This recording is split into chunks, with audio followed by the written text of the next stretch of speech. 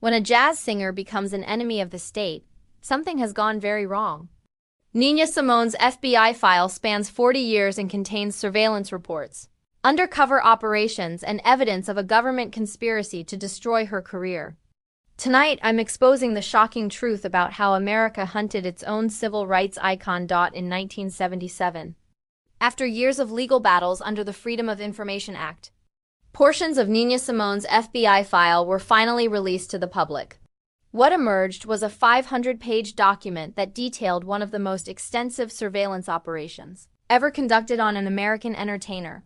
The file, classified under Internal Security, Communist Infiltration of the Entertainment Industry, revealed that the FBI had been monitoring Nina Simone since 1963.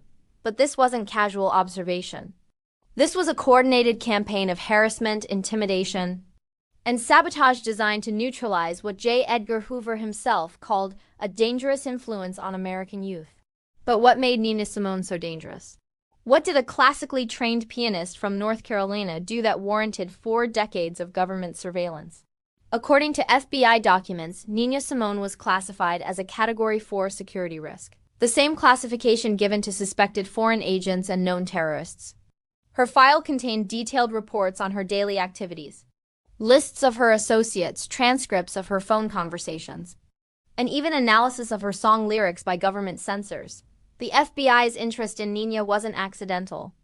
It was part of a larger program called COINTELPRO, the counterintelligence program designed to disrupt, misdirect, discredit, and neutralize individuals and organizations that the government deemed subversive. But the FBI's surveillance of Nina Simone went far beyond simple monitoring. They actively worked to destroy her career, sabotage her relationships, and drive her to the brink of mental collapse. And the operation began with a single song that terrified the most powerful people in America. Mississippi Goddam, released in 1964, was Nina Simone's first overtly political song.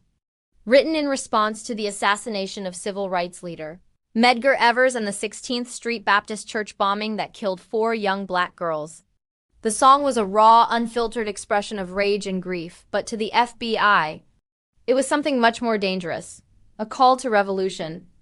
FBI internal memo. June 15, 1964. Subject's latest recording contains inflammatory anti-government sentiment and could potentially incite civil unrest. Recommend immediate surveillance to monitor subject's activities and associations. The song's impact was immediate and massive. Radio stations across the South banned it, but bootleg copies circulated widely. Young civil rights activists adopted it as an unofficial anthem. Most importantly, it established Nina Simone as more than just an entertainer. She had become a voice of the revolution. Within weeks of Mississippi Goddam's release, FBI agents were assigned to monitor Nina's every move. They attended her concerts, posing as fans. They tapped her phones and intercepted her mail. They compiled dossiers on everyone in her inner circle, from her husband and manager Andrew Stroud to her piano tuner. But the surveillance went beyond simple information gathering. The FBI began what they called disruption tactics, deliberate actions designed to interfere with Nina's life and career. The FBI's first major operation against Nina Simone was so subtle that she didn't realize what was happening until years later. But it would cost her millions of dollars and nearly destroy her relationship with the civil rights movement. In 1965, Nina was at the height of her popularity. Her concerts were selling out, her records were climbing the charts, and she was commanding fees of $25,000 per performance, equivalent to over $200,000 today. But then, mysteriously, the bookings began to dry up. FBI internal report. August 1965. Operation Nightbird proceeding as planned. Target's booking agent has been contacted and advised of potential security concerns regarding subjects' performances. Agent reports significant reduction in venue availability. Operation Nightbird was the FBI's code name for their campaign to blacklist Nina from major venues. Agents would contact venue owners, promoters, and booking agencies, suggesting that Nina Simone concerts posed security risks. They would hint at potential violence, insurance problems, or communist infiltration of her audience. The strategy was brilliantly effective, because it was nearly impossible to prove. Nina's team would submit booking requests and receive vague responses. We've decided to go in a different direction. We're concerned about the type of audience this might attract. Our insurance company has expressed concerns. As her income dropped, Nina was forced to take lower-paying gigs at smaller venues. This, in turn, damaged her reputation if Nina Simone was playing at small clubs instead of concert halls. Industry insiders assumed her popularity was waning, but the FBI wasn't content with just limiting her bookings. They also worked to sabotage her recording contracts. FBI memo to director. October 1965. Suggest contacting executives at RCA Records regarding subject's contract renewal. Companies should be made aware of potential negative publicity associated with recording artists known for anti-American sentiment. Nina's relationship with RCA Records, which had been highly profitable for both parties, suddenly became strained. Label executives began demanding changes to her songs, asking her to tone down the political content. When Nina refused, they started delaying her album releases and reducing promotional support. But the FBI's most devastating attack on Nina Simone wasn't aimed at her career, it was aimed at her personal life. And it would drive her to the edge of madness and eventually out of the country forever. By 1967. The FBI had realized that their professional sabotage wasn't enough to silence Nina Simone. If anything, the obstacles seemed to make her more defiant, more outspoken, more dangerous to their agenda. So they decided to attack what mattered most to her, her family. Operation Homewrecker. The FBI began targeting Nina's marriage to Andrew Stroud. Agents would call her home at all hours, claiming to be fans or journalists, but really trying to create tension and paranoia. They sent anonymous letters to both Nina and Andrew, suggesting that the other was having affairs. Most insidiously, they began spreading rumors in the music industry that Andrew was abusing Nina, that their marriage was falling apart, that Nina was mentally unstable. These rumors, while containing some elements of truth, were deliberately amplified and distorted to maximum effect. FBI psychological profile. March 1967. Subject exhibits signs of paranoia and emotional instability. Recommend increasing pressure through disruption of personal relationships and creation of sense of isolation. The FBI had studied Nina's personality and identified her vulnerabilities. They knew she was proud, suspicious, and fiercely protective of her independence. So they designed their attacks to trigger these exact traits. They would have informants approach her at concerts, claiming to be civil rights workers who needed to warn her about government surveillance. This served two purposes. It made Nina more paranoid, and it made her distrust legitimate activists who tried to approach her. FBI agent report. June 1967. Source Songbird continues to provide valuable intelligence on subject's activities. Source reports subject becoming increasingly isolated and suspicious of colleagues. The FBI had succeeded in placing informants within Nina's inner circle. Songbird was the code name for someone close to Nina, possibly a musician, a staff member, or even a friend who was regularly reporting on her private conversations, her political activities, and her mental state. This betrayal by someone she trusted would haunt Nina for years. She began to suspect everyone around her, destroying relationships with people who had been genuinely loyal to her. But the FBI's most shocking operation against Nina Simone was yet to come. In 1968, they would use the assassination of Martin Luther King Jr. as an opportunity to frame her for a crime she didn't commit. On April 4, 1968, Martin Luther King Jr. was assassinated in Memphis. Nina Simone, like millions of Americans, was devastated. But unlike most Americans, her grief was immediately followed by a visit from federal agents. FBI report. April 6, 1968. In light of recent events in Memphis, recommend immediate interrogation of all known associates of deceased. Subject: Simone's previous inflammatory statements regarding violence suggest potential involvement in extremist activities. 2 days after King's death, FBI agents appeared at Nina's home in Mount Vernon, New York. They claimed they were conducting routine interviews with civil rights leaders. But their questions quickly became accusations. Had Nina ever met with Black Panther leaders? Had she contributed money to extremist organizations? Did she know anything about planned retaliation for Dr. King's murder? What Nina didn't know was that the FBI had been planting evidence to support these accusations. They had created fake financial records suggesting that Nina had donated large sums to radical organizations. They had forged correspondence between Nina and known militants. They had even planted weapons and extremist literature in locations where they knew she would be present. The goal was clear.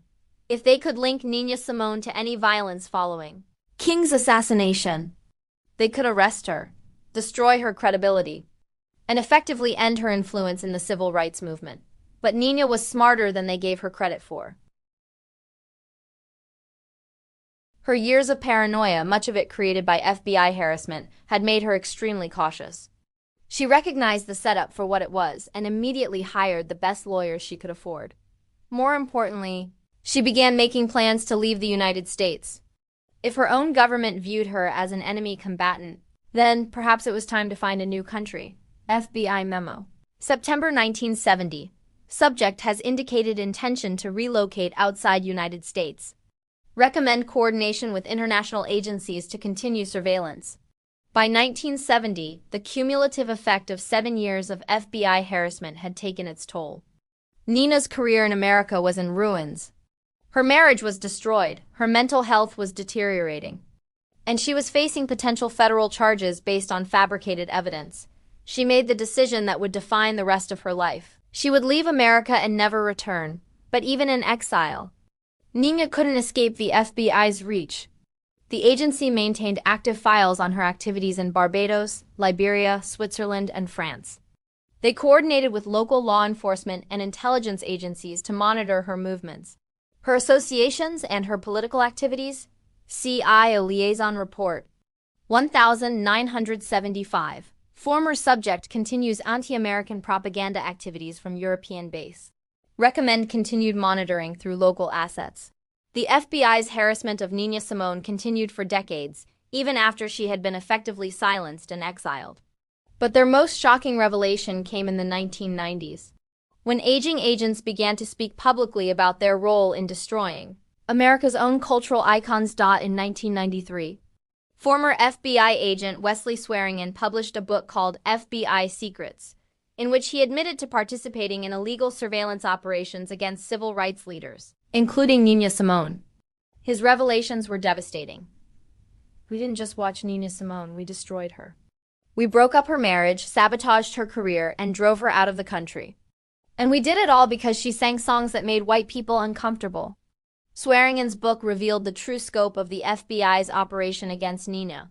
Over 40 years, the agency had conducted over 3,000 hours of surveillance intercepted, and copied thousands of pieces of mail-planted informants in her inner circle sabotaged. Hundreds of booking opportunities interfered with multiple recording contracts, spread false information about her mental health, attempted to frame her for extremist activities, coordinated international surveillance during her exile. The total cost of the operation was estimated at over $2 million in 1970s. More than $12 million today. When asked to justify this massive expenditure of resources against a jazz singer, FBI officials consistently pointed to Nina's inflammatory rhetoric and her potential to incite violence. But as Swearingen revealed, the real reason was much simpler. Nina Simone made white America look in the mirror, and they didn't like what they saw. So they decided to break the mirror. The most tragic aspect of the FBI's campaign against Nina Simone is that it ultimately achieved its goals.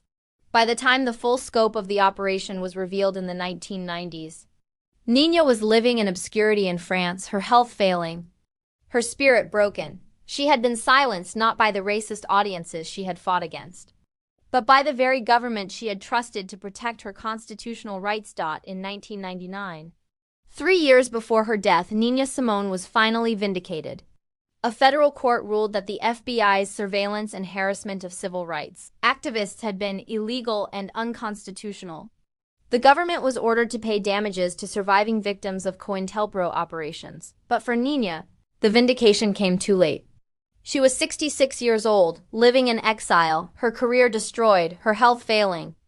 The $50,000 settlement she received couldn't buy back the decades of lost opportunities, the destroyed relationships, or the peace of mind she had never been allowed to have. Nina Simone died in 2003, still in exile from the country she had tried so hard to change. Her FBI file was finally released in its entirety in 2005, revealing the full extent of the government's campaign against her. The file shows that the FBI continued monitoring Nina until 1999, just 4 years before her death. Even as an elderly woman in poor health living quietly in France, she was still considered enough of a threat to warrant government surveillance. Nina Simone was not alone. The FBI conducted similar operations against Aretha Franklin, Harry Belafonte, Eartha Kitt, and dozens of other black entertainers who dared to speak out against injustice. The message was clear: entertain us, but don't challenge us. Nina Simone's FBI file raises disturbing questions that remain relevant today. How many other artists have been silenced by government intimidation? How much cultural and artistic progress was lost to fear and surveillance? What would America look like today if Nina Simone and others like her had been allowed to sing freely? The story of Nina Simone's FBI file is more than just a tale of government overreach. It's a stark reminder of what happens when authority feels threatened by art, when power fears the truth, when a government decides that control is more important than constitutional rights. Nina Simone once said, "An artist's duty is to reflect the times." She fulfilled that duty perfectly, holding up a mirror to America's soul and forcing the country to see its own contradictions and injustices. The FBI's response was to try to shatter that mirror. They succeeded in breaking the artist, but they could never destroy the art. Nina Simone's songs continue to inspire new generations of activists, protesters, and truth-tellers, and perhaps that's the real victory. Because 40 years and $12 million later, we're still talking about Nina Simone. We're still listening to her music. We're still learning from her courage. The FBI may have won the battle, but Nina Simone won the war. Her voice, her truth, her defiant spirit survived everything they could throw at her. And that, more than any government file or surveillance operation, is her true legacy.